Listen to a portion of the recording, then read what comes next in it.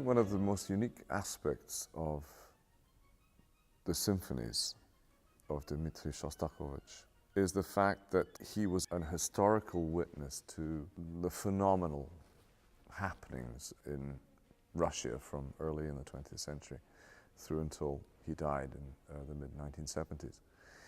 And he, quite frankly, chronicles a great deal of what happened in these decades in Bolshevik Russia, for instance, or wartime Russia, Second World War, I mean by that. Chronicles this in his music. Therefore, one can see in all of these 15 symphonies, there's some indication, some reflection. It doesn't have to be specific, but that doesn't actually have to be an historical event, but a sense of when it was written in his life and how he related to the world in which he lived.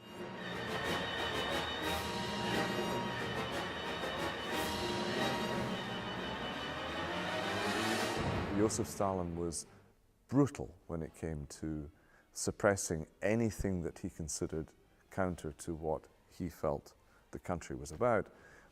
And we know people were picked up during the night and were never seen again. We're talking about artists, composers. Shostakovich always lived with the fear that he was going to be picked up. Stalin never dared to pick him up because Shostakovich himself at an early age was such an international star, and I use that word judiciously.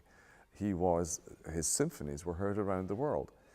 And he nevertheless lived under this mortal threat. And you sense this through his music. You sense that when Joseph Stalin did finally die in 1953, it was inevitable within the 10th Symphony, which was then written. There's a feeling of palpable relief, but at the same time, what is going to change? I mean, is history just going to repeat itself? How is the political, the social, cultural situation in Russia going to change? Is it just going to be a different cast of characters, but the same feeling of oppression?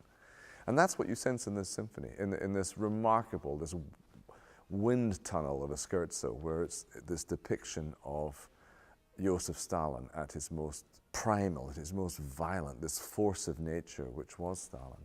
A remarkable portrait. And the symphony certainly ends, I'd say, triumphantly, feeling that an era has finally come to an end.